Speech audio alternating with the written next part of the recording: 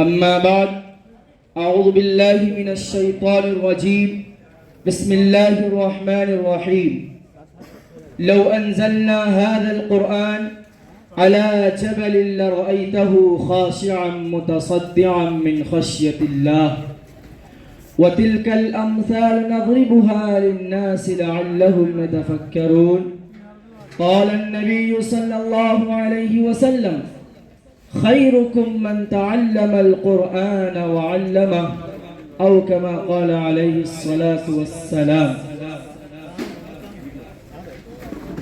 سب سے پہلے آئے ہوئے سبھی مہمانان کرام سے میں ادباً گزارش کرتا ہوں کہ آپ جلسہ گاہ میں تشریف لائیں۔ ہمارا یہاں آنا عظمت قرآن کی نسبت سے ہے، قرآن کی نسبت کو سمجھنے کے لیے یہاں پر آئے ہیں۔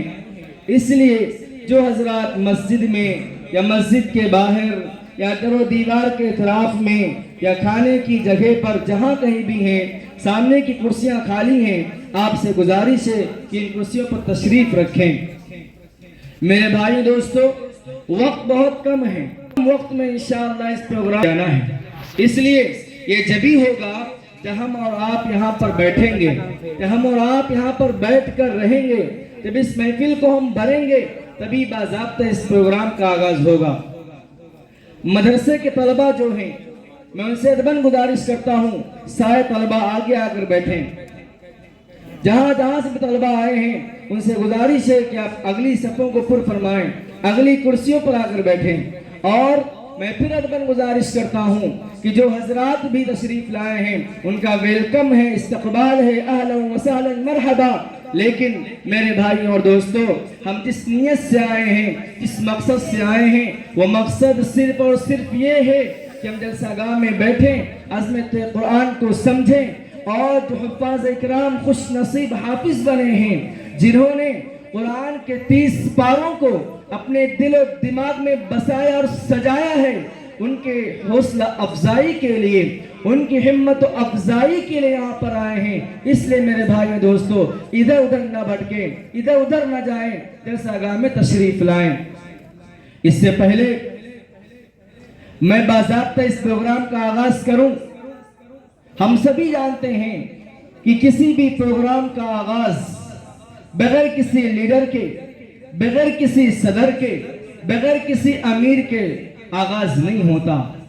جب تک کسی کا کوئی لیڈر نہیں ہوتا ہے، جب تک کسی کا کوئی صدر نہیں ہوتا ہے، جب تک کسی بھی پروگرام کا کوئی امیر نہیں ہوتا ہے، جب تک کوئی نیتا نہیں ہوتا ہے، وہ پروگرام، وہ کام آغاز سے لے کر اختتام تک صحیح تک نہیں پہنچتا۔ اس لیے آج کے ہمارے جلسے کے، آج کے ہمارے اس پروگرام کے صدر اس مسجد کے جناب عبدالحمید صاحب سے میں ادباً گزارش کرتا ہوں کہ آپ تشریف لائیں اسٹیج پر۔ اور اسی طریقے سے میں جناب عبدالقدیر صاحب سے ادباً گزارش کرتا ہوں کہ آپ اسٹیج پر تشریف لائیں۔ جناب امروز صاحب ٹونشپ سے تشریف لائے ہیں، میں ان سے بھی ادباً گزارش کرتا ہوں کہ آپ اسٹیج پر تشریف لائیں۔ اور میں جناب زاہد صاحب جو اس مدرسے کے بانی ہیں، جناب سید الدین صاحب رحمت اللہ تعالی علیہ کے فرزند ہیں، میں ان سے ادباً گزارش کرتا ہوں کہ آپ کے والد صاحب کا یہ فیض ہے، یہ انہی کی بنیاد ہے جس کی وجہ سے آج محفل جو یہاں پر چمک رہی ہے، دمک رہی ہے، جس محفل کو سجایا گیا، جمایا گیا، یہ آپ کے والد کی مہربانی ہے، یہ آپ کی والد کی بنیاد ہے، یہ آپ کی والد کی سنگ بنیاد ہے، جن کا نام جناب سید الدین صاحب رحمت اللہ تعالی علیہ، اللہ ان کی مغفرت فرمائے، ان کی قبر پر کروڑوں رحمتوں نازل فرمائے۔ میں آپ سے بہت بند گزارش کرتا ہوں کہ آپ تشریف لائیں۔ اسی طریقے سے اس مدرسے کے ناظم اعلیٰ جناب ابراہیم شریف صاحب تک اگر میری آواز پہنچ رہی ہے، ان سے بھی ادباً گزارش ہے کہ جلسہ گاہ میں تشریف لائیں۔ میرے بھائیوں اور دوستو، میں پھر آپ لوگوں سے گزارش کر رہا ہوں کہ جو حضرات بھی ادھر ادھر گھوم رہے ہیں، جو لوگ بھی ادھر ادھر ٹہل رہے ہیں، ہم ٹہلنے کے لیے نہیں آئے، ہم گھومنے کے لیے نہیں آئے۔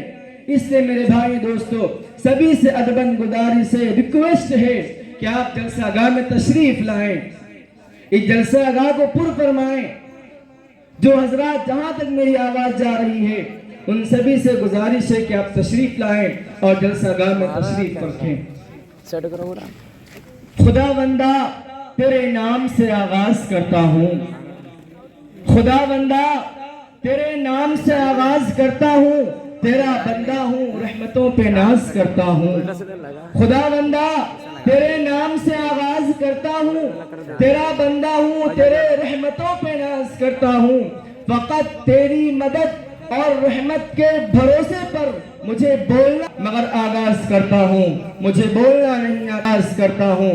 میرے بھائیوں دوستو، آج ہم یہاں پر اس لیے جمع ہوئے کہ یہاں پر آپ کے مدرسے میں 6 بچوں نے 6666 آیتوں کو اپنے دل و دماغ میں اپنے سینے میں بسایا ہے.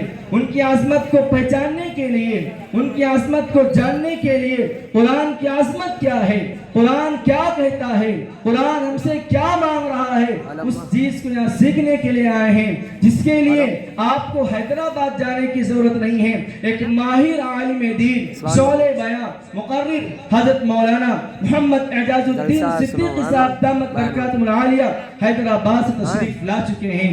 ان کو بھی انشاءاللہ آپ سلام فرمائیں گے. اور آپ کو نعت سننے کے لیے لکھنؤ جانے کی ضرورت نہیں ہے. آپ کو اتر پردیش جانے کی ضرورت نہیں ہے. 1500 کلومیٹر کا سفر کر کر 24 گھنٹے کا سفر کر کر ایک بہترین شاعر شہنشاہ ترنم جس کی آواز پورے ہندوستان میں مشہور و معروف ہے، وہ شاعر بھی آپ کی اس بستی میں، آپ کی اس علاقے میں تشریف لا چکے ہیں. ان کو بھی آپ کے سامنے پیش کیا جائے گا. میرے بھائیوں اور دوستو، آپ کا مدرسہ مزاحلوم، اس مدرسے کے اندر الحمدللہ ایسے نعت پڑھنے والے، ایسے بیان کرنے والے موجود ہیں. جب آپ کے سامنے ان کو لایا جائے گا، جب آپ کے سامنے ان کو کھڑا کیا جائے گا تو آپ کو لگے گا کہ واقعی اس بچے کے اندر کوئی ایسی چیز ہے، اس کی زبان میں ایسی تاثیر ہے جس کی وجہ سے آپ کے دلوں کو چھو لے گا. میرے بھائیوں اور دوستو، لیکن میں باضابطہ پروگرام کا آغاز کروں، میں کچھ باتیں آپ سے عرض کرنا چاہوں گا جو اس جلسے کی، اس محفل کی ایک بہت اہم ضروری بات ہے. سب سے پہلی بات، ہمیں آپ کو معلوم ہونا چاہیے کہ یہ جلسہ کوئی دنیاوی جلسہ نہیں ہے. یہ محفل سیاسی مجلس نہیں ہے. یہ محفل کو یہ ملنے کی محفل نہیں ہے. یہ محفل کسی سیاسی پارٹی کی محفل نہیں ہے. یوں تو روز محفلیں سجتی ہیں، یوں تو روز محفلیں سجائی جاتی ہیں، یوں تو روز لوگ بیٹھتے ہیں، اٹھتے ہیں، پروگرامز ہوتے ہیں، لیکن یہ پروگرام الگ معنی رکھتا ہے. اس پروگرام کی نسبت، اس جلسے کی نسبت حضور پاک صلی اللہ علیہ وسلم کی نسبت سے ہے. اس جلسے کی نسبت عظمت قرآن کی نسبت سے ہے. اس جلسے کی نسبت آپ صلی اللہ علیہ وسلم کی طور طریقے پر ہے. اس لیے بادب بیٹھے، ادب سے بیٹھیے، سنیے، یہاں سب کا بھلا ہوگا. ادب سے بیٹھیے، سنیے، یہاں سب کا بھلا ہوگا. یہاں ذکر خدا ہوگا، یہاں ذکر نبی ہوگا، یہاں ذکر خدا ہوگا، یہاں ذکر نبی ہوگا. تو پہلی بات ہے ادب سے بیٹھنا ہے. ہم جو بھی سنیں قرآن کی عظمت کو سنیں، نعت کو سنیں، قرآن کو سنیں، ادب کے ساتھ سنیں. دوسری بات، جو بھی آپ کے سامنے نعت پڑھے یا بیان کرے یا قرآن کی تلاوت کرے تو اس کی حوصلہ افزائی فرمائیں. آپ خاموشی مزاج سے نہ سنیں، آپ خاموش بیٹھ کر نہ سنیں. آپ سبحان اللہ، الحمدللہ انعام و اکرام سے نوازیں تاکہ جو آپ کے علاقے پر، آپ کے اسٹیج پر جو مہمان آیا ہے، لکھنؤ سے سفر کرتے ہوئے یا مدرسے کے طلبہ ہیں، جب یہاں سے جائیں تو ان کو لگے کہ میں ہاں شانتی نگر، میں مسجد سعید مدرسہ مزاحلوم میں جب نعت پڑھا، جب میں نے نعت پڑھی، جب میں نے بیان کیا، جب میں نے قرآن کی تلاوت کی، لوگوں نے ہمت دی، لوگوں نے حوصلہ افزائی فرمائی، لوگوں نے انعام و اکرام سے نوازا تاکہ یہاں سے جائیں تو آپ کی تعریف کریں، آپ کی یاد کو وہاں لے کر جائیں. اس لیے جس سے جو ہو سکے سب سے پہلے سبحان اللہ، الحمدللہ کہنا ہے، انعام و اکرام سے بھی نوازنا ہے تاکہ آپ کا مہمان یہاں سے خوش ہو کر جائے. تیسری بات، ہم یہ کرتے ہیں کہ شروعات میں تو بیٹھتے ہیں، ہم شروعات میں محفل میں بیٹھ جاتے ہیں، ایک آدھا گھنٹہ، 1 گھنٹہ، آخر اصل جو بات ہوتی ہے، اصل جہاں پوائنٹ ہے وہ دعا ہے۔ ہم دعا کے اختتام پر نہیں بیٹھتے، جیسے مولانا کا آخری بیان آتا ہے ہم تفریح و سیر و مذاق میں چلے جاتے ہیں گھومنے ٹہلنے۔ میرے بھائی دوستو، آپ شروع سے بیٹھتے ہیں آخر تک دعا کے ٹائم غائب ہو جاتے ہیں۔ اگر ہم دعا میں شامل نہیں ہوں گے، اگر ہم دعا میں نہیں بیٹھیں گے تو ہمارا بیٹھنا، ہمارا سننا، ہمارا انعام و اکرام سے نوازنا، ہمارا سبحان اللہ الحمدللہ کہنا بیکار ہو جائے گا۔ اس لیے میری ان 3 باتوں کی لاج رکھتے ہوئے آپ سماعت فرمائیں، آپ سنیں، انشاءاللہ انشاءاللہ انشاءاللہ آپ یہاں سے اٹھیں گے تو کوئی نہ کوئی چیز لے کر جائیں گے، آپ خالی ہاتھ نہیں جائیں گے۔ میرا وعدہ ہے انشاءاللہ سنیں گے انشاءاللہ۔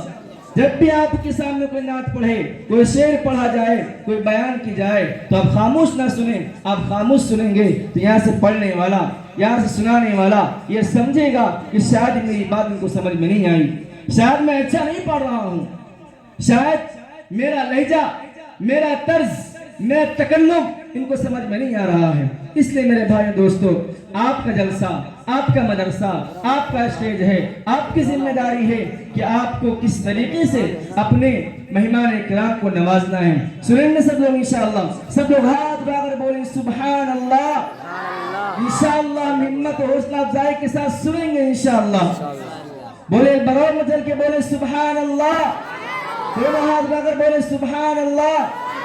اب آپ دیکھیے، سبحان اللہ ایک بار بولنا کوئی گناہ نہیں ہے، کوئی بری بات نہیں ہے۔ آپ ایک بار سبحان اللہ بولیں گے، اللہ تبارک و تعالی آپ کے لیے جنت میں ایک درخت لگائے گا، ایسا درخت لگائے گا کہ اگر آپ ایک سواری پہ بیٹھ کر 500 سال تک بھی چلیں گے تو وہ سایہ ختم نہیں ہوگا۔ تو ذکر و اذکار ہے، آپ نے زبان کو استعمال کریں، سبحان اللہ الحمدللہ ضرور کہیں، کریں گے سب لوگ۔ تو آئیے باضابطہ اس پروگرام کا آغاز کیا جائے۔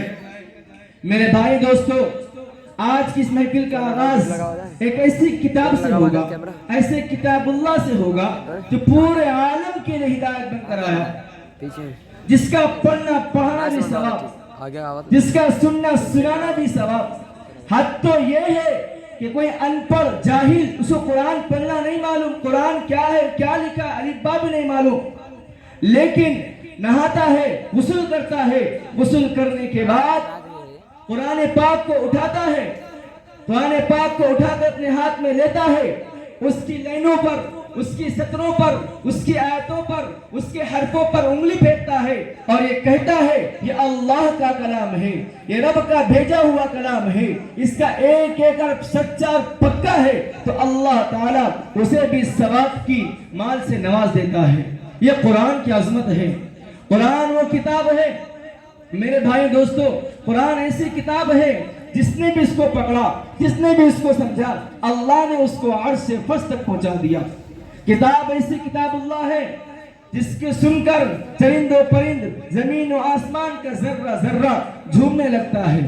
آج کے اس پروگرام کا آغاز اسی کتاب اللہ سے ہوگا، آج کے پروگرام کا آغاز کسی دنیاوی کتابوں سے نہیں ہوگا، ارے ہوگا تو ہوگا شہنشاہوں کے شہنشاہ، عالمین کے رب العالمین کے قول سے ہوگا، ایسے تحفہ خداوندی سے ہوگا جس نے کروڑ انسان کو لازوال نعمتوں سے نوازا ہے۔ میرے بھائی دوستو، تو آئیے ایک ایسی کتاب سے آغاز کیا جائے جسے سن کر مسلم تو کیا